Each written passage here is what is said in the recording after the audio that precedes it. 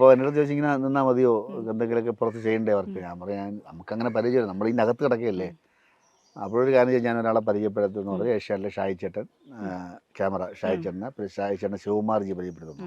ശിവകുമാർജിക്ക് അവിടെയാറുള്ളൊരു സിനിമയൊക്കെ വളരെ സീരിയസ് ആയിട്ട് കാണുന്ന ഒരാളും നിരൂപണം ചെയ്യുന്ന ഒരാളുമാണ് ശിവകുമാർജി. അദ്ദേഹത്തിൻ്റെ ഫസ്റ്റ് ഷോർട്ട് ഫിലിം കൂട്ടിലേക്ക് അദ്ദേഹത്തിന് ഒരു 8 അവാർഡ് വാങ്ങിച്ചു കൊടുത്തു.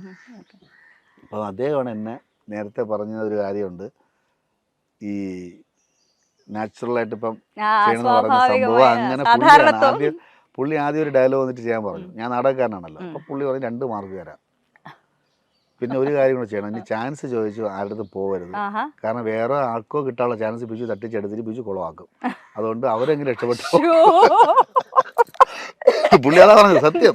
അതുകൊണ്ട് 2 മാർക്ക് ഞാൻ തരാം, അല്ലാതെ ഇത് ബിജുവിന്, കാരണം നാടകത്തിൻ്റെ അകത്തായി പോയി, ബിജു തിരിയുന്നത് പോലും കണ്ടിങ്ങനെയാണ് കാണിക്കുന്നത്. അപ്പം പിന്നെ എങ്ങനെയാണ് ബിജു? അപ്പം പിന്നെ അത്രയും ഹാർഡ് വർക്ക് ചെയ്താൽ മാത്രമേ നടക്കുകയുള്ളൂ. അപ്പം എനിക്കാകെ വിഷമായി പോയി. ഞാൻ എത്ര പരിചയപ്പെട്ടാൽ പെട്ടെന്നൊക്കെ മുഖത്ത് നോക്കി കൊള്ളുക എന്ന് പറയുമ്പോൾ നമുക്ക് ദേഷ്യം വരില്ല, സങ്കടം വരും.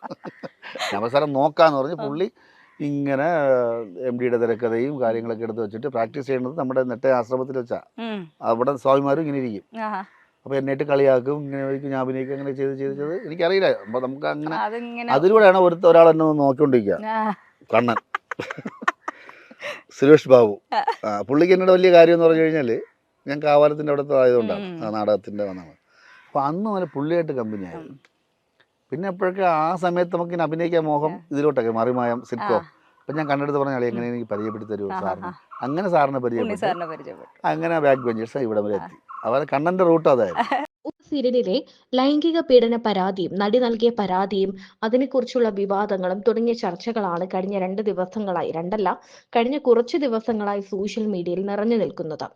ബിജു സോപാനവും SP ശ്രീകുമാറുമാണ് ഈ ചർച്ചകളിലെ പ്രധാന താരങ്ങൾ. കാരണം ഇവർക്കെതിരെയാണ് പരാതി വന്നിരിക്കുന്നത്. ഇവരിങ്ങനെ എന്തെങ്കിലും ചെയ്തു, ആരാണ് ഈ പരാതി നൽകിയ നടി എന്നൊക്കെയാണ് ചർച്ചയാകുന്നത്.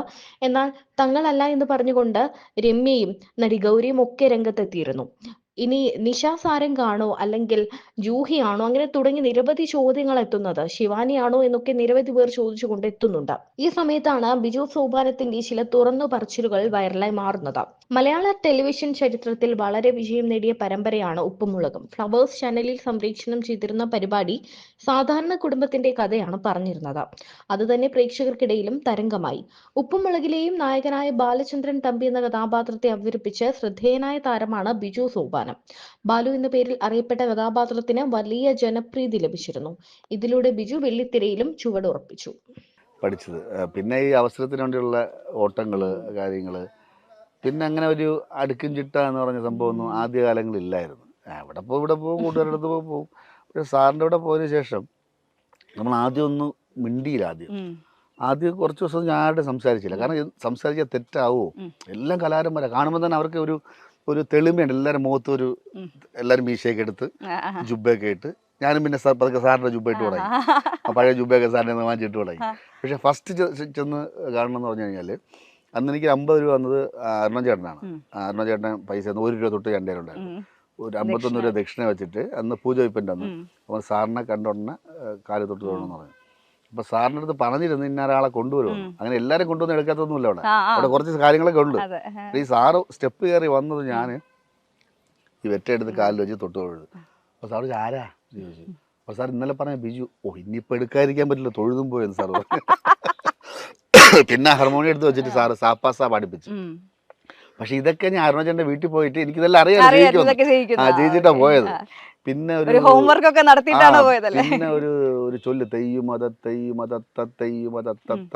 എന്നുള്ളൊരു സംഭവം അത് ചവിട്ടിപ്പിച്ച് അത് ഞാൻ പഠിച്ചിട്ട് അപ്പോൾ പുള്ളി ചെയ്യുന്നുണ്ടല്ലോ എന്ന്. ഇല്ല സാർ ഇങ്ങനെ പെട്ടെന്ന്. അപ്പോൾ മറ്റേ എൻ്റെ കൂടെ പറഞ്ഞ ശിവനൊക്കെ ഇങ്ങനെ നോക്കി ഇങ്ങനെ എന്നെ ഒരിക്കലും ചെയ്യാൻ പോകില്ല. ഡാൻസിന്റെ എന്തെങ്കിലും ഒരു സംഭവം ഉണ്ടായിരുന്നോ പണ്ട് ചേച്ചി പഠിക്കാൻ പോയപ്പോൾ ഞാൻ കൂടെ പോയിട്ടുണ്ട്. അല്ലാതെ അങ്ങനെ ഒരു താളം ബോധം ഉണ്ടായിരിക്കും, അതുകൊണ്ടായിരിക്കും പുള്ളി. പിന്നെ അപ്പോൾ കുഴപ്പമില്ല അല്ലേ, പുള്ളി നമ്മളെ കൂടെ അങ്ങ് കൂടിക്കോളും. ഇവിടെ ഭാഷയാതാ സാറിൻ്റെ, നമ്മളെ കൂടെ അങ്ങ് കൂടിക്കോളും എന്ന് പറഞ്ഞു. അന്ന് ഫസ്റ്റ് ട്രിപ്പ് ഉജ്ജയിനി ആയിരുന്നു. 2 ആഴ്ച കഴിഞ്ഞപ്പോൾ എൻ്റെ അടുത്ത് പറഞ്ഞു ഉജ്ജയിനിയിൽ ഉണ്ട് കേട്ടോ, ഒരു വേഷം തരാം, ശാരംഗരവരൻ. ശകുന്തളത്തിൽ. ഓ അവൻ ആദ്യമായിട്ട് ലോങ് പോവുക. ട്രെയിന് കൊല്ലം വരെ പോയിട്ടുള്ളൂ ഞാൻ. അങ്ങനെ ലോങ്. പിന്നെ അടുത്തത് അവിടെ വെച്ച് തന്നെ അടുത്ത വേഷം ചെയ്തതുകൊണ്ട് സാർ പറഞ്ഞു കൊറിയയിൽ ഒരു ട്രിപ്പുണ്ട് സിയോളിൽ. അവിടെ മധ്യമനായിട്ട് ചെയ്യണം കേട്ടോ. ഓ അപ്പോഴീ മധ്യമൻ്റെ സംഭവം എന്ന് പറഞ്ഞു കഴിഞ്ഞാൽ കൂടെ ഉള്ള എല്ലാവരും മധ്യമൻ ചെയ്ത എല്ലാവരും രക്ഷപ്പെട്ടിട്ടുണ്ട്. ആ ഈ മദ്യവൻ വേണിച്ചേട്ടനും ഗോചരൊക്കെ ചെയ്തിട്ടുണ്ട്. അപ്പോൾ ഇത് മദ്യം കിട്ടി കഴിഞ്ഞാൽ രക്ഷപ്പെടും കേട്ടോ. രക്ഷപ്പെടും ഒരു എന്നങ്ങനെ വിശ്വാസം. അങ്ങനെ രസകരം. പിന്നെ സാറിന് എപ്പോഴും പുസ്തകങ്ങൾ വായിക്കാൻ പറയും. പഠിച്ചു മറന്ന് പുതിയതുണ്ടാക്കുക എന്ന കാവാലം സാറിന്റെ തിയറിയാണ് താൻ ഉപയോഗിക്കുന്നത് എന്നാണ് ബിജു സോപാനം പറയുന്നത്. നാടകം ജീവിത മാർഗമാക്കി എടുക്കണമെങ്കിൽ വലിയ ബുദ്ധിമുട്ടാണെന്ന് കൂടെയുള്ളവർ തന്നെ പറഞ്ഞിരുന്നതായി ബിജു പറയുന്നു. തന്റെ ഉദ്ദേശം ഒന്നു മാത്രമായിരുന്നു, വീടും വേണ്ട, ഭാര്യയും വേണ്ട, നല്ല വസ്ത്രം വേണ്ട, വാഹനം വേണ്ട, എനിക്ക് അഭിനയിച്ചാൽ മതി. അതൊരു തണല് കൂടിയായിരുന്നു. അതിനിടയിൽ മറ്റു പലയിടത്തും അഭിനയിച്ച ശേഷമാണ് ഉപ്പുമുളകിലേക്ക് എത്തുന്നത് എന്നും ബിജു സോപാനം പറയുന്നു. സിനിമയോ സീരിയലോ എന്തൊക്കെ വന്നാലും നാടകത്തിനോടുള്ള ഇഷ്ടം എന്നും ഉണ്ടാകും. നാടകത്തിൽ അഭിനയിച്ച് ജീവിക്കാൻ പറ്റില്ലെന്നുള്ളത് കൊണ്ടാണ് താൻ അവിടെ നിന്നും മാറിയതെന്ന് നേരത്തെ താരം പറഞ്ഞിരുന്നു. നാടകത്തിന് കേരളത്തിൽ സാധ്യത വളരെ കുറവാണ്, അല്ലായിരുന്നുവെങ്കിൽ ഞാൻ നാടകത്തിൽ തന്നെ നിൽക്കുമായിരുന്നു എന്നും അദ്ദേഹം പറയുന്നുണ്ട്. പിന്നൊരു കാര്യമല്ലേ, ഇപ്പം ആരാണ് സെലിബ്രിറ്റി അല്ലാത്ത?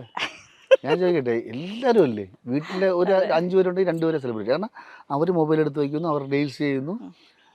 പണ്ട് മൊബൈലിൽ ടി വിയിൽ കാണാൻ കഴിയാത്ത സംഭവങ്ങൾ സ്വയം ക്രിയേറ്റ് ചെയ്ത് അവർ സ്റ്റാർ ആകുന്നു. പണ്ട് ആരെങ്കിലും എന്നെക്കാൾ ഉദ്ഘാടനം ഒരാൾ പൈസ വാങ്ങലുണ്ട് ഇതിൽ റീൽസ് ചെയ്തിട്ട് ഒരാൾ. തീർച്ചയായിട്ടും ഈ സോഷ്യൽ മീഡിയയുടെ എന്നെക്കാൾ മീൻസ് എന്ന് പറഞ്ഞാൽ ഞാൻ ഇത്രയും വർഷം നിന്ന് അതിനേക്കാൾ പോപ്പുലാരിറ്റി ഉള്ള അല്ല ഇൻസ്റ്റാഗ്രാമിലൊക്കെ ഉള്ള നമുക്ക് പണ്ടത്തെ കാലത്ത് എങ്ങനെയാന്ന് വെച്ചാൽ നമുക്ക് കഴിവുണ്ടായിട്ട് കാര്യമില്ല, വേറെ ആരെങ്കിലും ഒക്കെ കനിഞ്ഞാൽ മാത്രമേ നമുക്കൊരു അവസരം കിട്ടുള്ളൂ, അല്ലെങ്കിൽ നമുക്ക് എന്തെങ്കിലും ആവാൻ പറ്റും. ഇപ്പൊ കയ്യിൽ ടാലന്റ് ഉണ്ടോ അവർക്ക് തന്നെ അത് മാർക്കറ്റ് ചെയ്യാൻ.